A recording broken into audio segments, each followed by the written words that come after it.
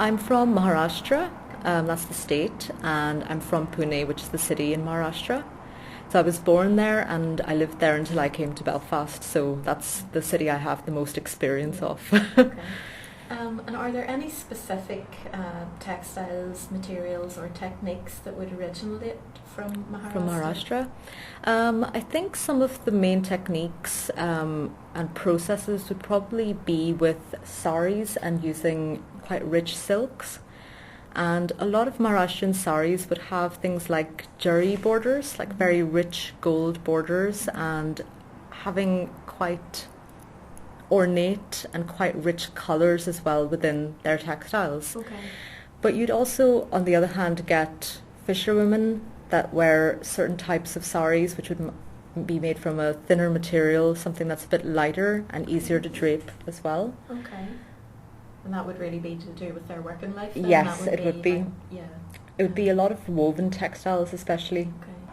And you just mentioned there that you would usually just tend to mix up your style. Yes. But do you think that you would wear kind of more Western style clothes because they're more comfortable and things to do with the weather? Or is it just because you were really brought up here? I suppose you grew up more of your... Well, that's an interesting question, and I've also wondered it myself because I know a lot of Indian people here that wear a lot of Indian clothes as well here. Yeah. I think it's probably because I have a crisis of identity in a way, because yes, I am Indian and I was born in India, but I've lived in Northern Ireland most of my life, so some would say that I'm probably more Northern Irish at this point, but I love the influences from both places. Okay. And I like the combination of the two, and I think it also reflects the wider world, which is becoming much more mixed, and there is more of a fusion of cultures rather than being lots of little monocultures all over the world. Yeah. And I find that really interesting. Yeah. You can be more unique in that way as well, so you're not dressed head to toe in one thing. The same as everybody else. Yeah. Absolutely. What did you wear mostly in India before you came to Northern Ireland? Was it a mix-up of styles, like Western style and Indian? Yes, it was. I mean, I used to work, so in office we had to wear Indian formal dress. Okay. And at home, while going out with my friends, I used to wear Western dresses. Okay. So it was a mix of both. Okay, and could you explain what Indian formal dress would have been for work? For work, we used to wear leggings, and there's the, kind of dress called kurti or salwar kameez. Okay. Those are the Indian formal dresses, which I used to wear during work. Okay, and what about then? You said that you wore Western clothes more or less whenever you were out with your friends. Yes. What would that have been? Jeans or? Yeah, jeans, dresses, okay, skirts. Okay, and that would have been just purely because it was more comfortable for you? Yes, or? yeah, because I'm more. It's not that I'm more comfortable in it, because yes, I used to like wearing it. Okay. And was that a fashion thing then as well? Would lots of the younger generation? Yes, I mean, yes. In India, you'll see a lot of younger generation and people who are a little old wearing Western clothes.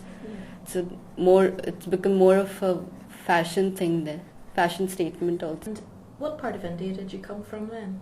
I'm from Mumbai. Mumbai, okay.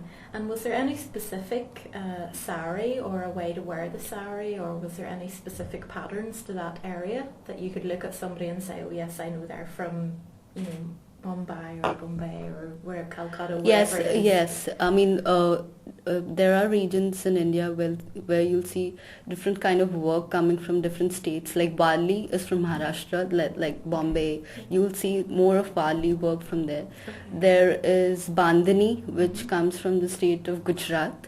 It is in the western part of India. You'll see Kalamkari, that comes from the southern part of India. So there are different work that you can relate, and you can guess, okay, this person comes from a particular part of India, maybe north, south, east, west. Okay. And then specifically for your area, how would you say? You'll see, I'm from the western part of India, so that is Bombay, and you'll see a lot of women wearing green bangles. Okay. Then they'll have this typical type of sari, which is called the paitani.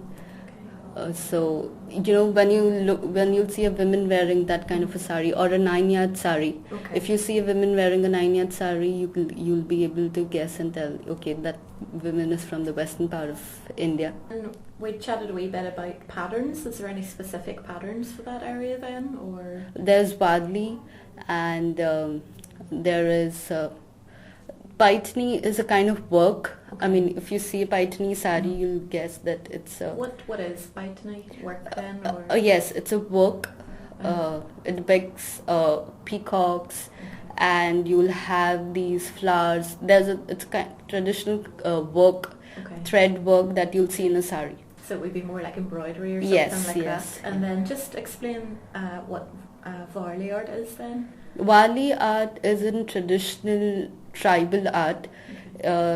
These tribes, they depict human figures and houses or whatever they want to depict. They use only the everyday shapes that you see, that is triangle or circle or lines. That depicts mountains, suns, and the tree branches. Wali art depicts all that. Okay. So that's how they depict their lifestyle. It's usually you'll see Wali art in a form of circle, or a women dancing together, going together, or you'll see houses that are made of. They use only 2-3 colors. They use red, black, and brown. And then whenever you were coming to Northern Ireland, what type of clothing did you bring with you? It was more similar.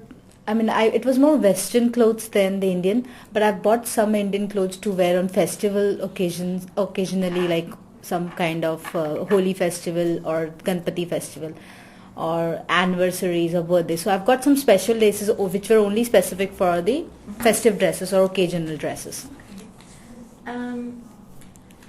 And then whenever you came to Northern Ireland and were here for a while, then what did you wear differ from what you wore back in India? Obviously the weather was a bit different and Yes, all that I kind mean, of stuff. yes, so that, yeah, definitely that made of it. I would never had worn ever in my life of sweaters, of knitwear or anything of that material. So that was completely new. Or something over what you're wearing, something over the jacket. I mean, over what you're wearing was something very new. Okay.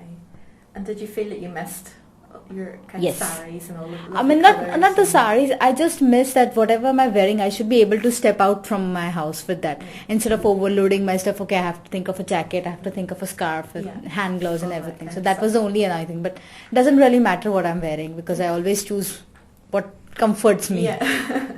Okay, and then what part of India did you come from, Krishna? I belong to state Maharashtra, city Mumbai. Okay. So And is there any specific material or patterns or yes, things like that? in that would come Mumbai from- or in Maharashtra, because it's a very coastal site, and some parts of it is covered by coastal areas. It is basically a very humid state. Yeah. So we would always prefer wearing cottons rather than synthetics, Okay.